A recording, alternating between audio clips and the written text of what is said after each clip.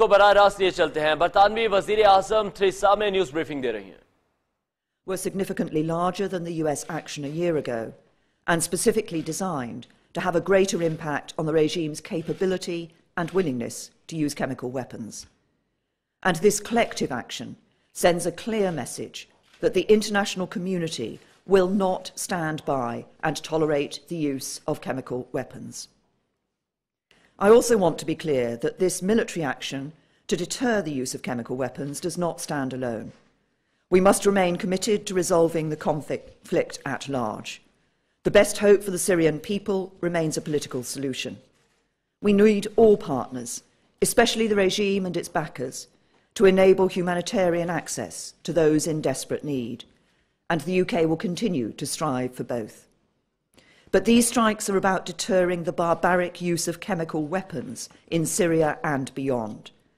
And so to achieve this, there must also be a wider diplomatic effort, including the full range of political and economic levers, to strengthen the global norms prohibiting the use of chemical weapons, which have stood for nearly a century. Although of a much lower order of magnitude, the use of a nerve agent on the streets of the UK in recent weeks is part of a pattern of disregard for these norms. So while this action is specifically about deterring the Syrian regime, it will also send a clear signal to anyone else who believes they can use chemical weapons with impunity. There is no graver decision for a Prime Minister than to commit our forces to combat.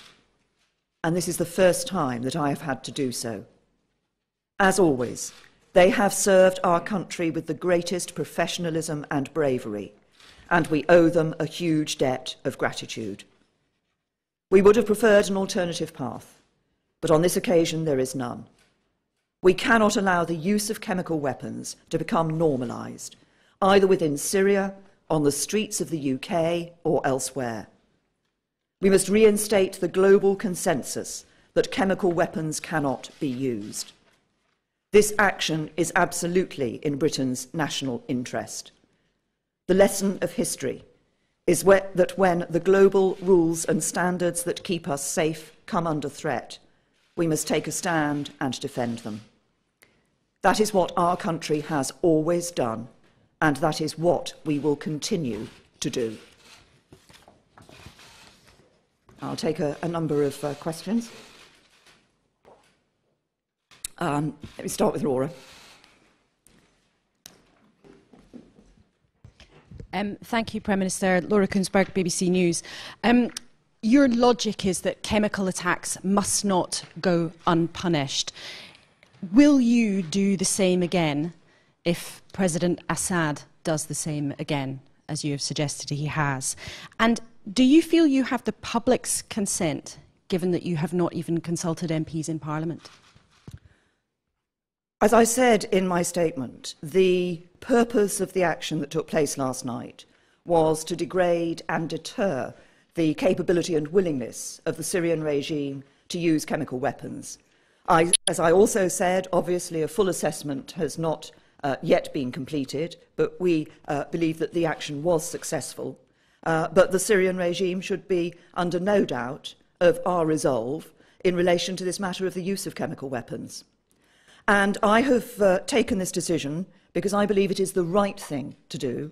I believe it is in our national interest, but I believe it is also important for the international community to be very clear about this issue, that we have seen people appearing to think that they can use chemical weapons with impunity. And we must restore the position of that, as I said, has existed for nearly a century, that the use of chemical weapons is illegal, it is banned, and we cannot accept it. Tim?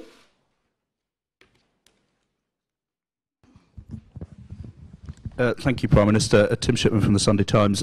You were hinting towards the end of your statement there about possible further wider action against supporters of the regime. Can you explain why you haven't yet taken action against Russian money in London in the same way that the United States has? And on a linked point, we appear to be in a propaganda war with the Russians. Why have no ministers been out explaining what you've been explaining today throughout a week in which the Russian ambassador has been accusing Britain of culpability for the crimes that you've addressed this evening? Well, on the first point, as you will know, Tim, and as I said in response to the use of the nerve agent on the streets of Salisbury, we are, of course, looking at every aspect of the action that can be taken. We do, in general, work against illicit finances, against criminal finances here in the UK, and we will continue to do so. You say that no minister has been out over the past week. I've given 2 television interviews over the past week, set out the need for to the international norm that chemical weapons should not be used. So in those interviews with international allies. कशीदगी पर बरतानवी वजीर आजम Theresa May की press conference आपने मुलाहिजा की उनकी जानिब से कहा गया कि कामयाब कार्रवाई की गई है और इस कार्रवाई को करना वो अपना हक समझते हैं. Result of that work. Adam. Prime Minister, I wonder if you could explain a little more your decision and your thinking on not seeking prior approval or debate from Parliament on this decision, because, as you know, Jeremy Corbyn and on the other side Kenneth Clarke have both said that they feel that that should have taken place, and there seems to be a feeling abroad that Tony Blair set a precedent back in 2003. Well, as I said, as I've just said, I believe that this action was necessary. I believe it was the right thing for us to do.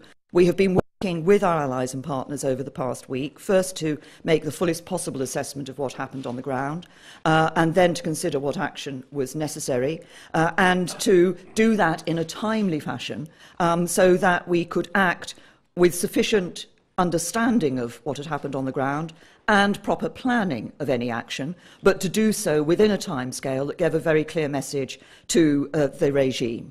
And it was also important, and I believe it is important, as we are sending, it is one of the gravest decision that a Prime Minister can take is to send our service personnel into action, into combat. And when we do that, we owe it to them, as far as possible, protect their safety and their security. And for operational security reasons, it was right that we've acted in the way that we did. Properly plan this, assess what happened on the ground, properly plan it, act within a timescale that's right to both protect operational security and give a very clear message to the regime. Robert?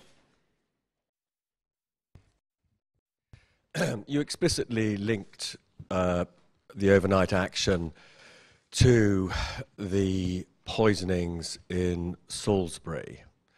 Was the overnight action just about Assad, or was it explicitly a warning to Russia as well?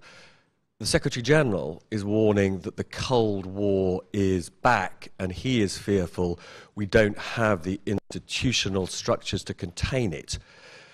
How do we restore a sense of calm and security?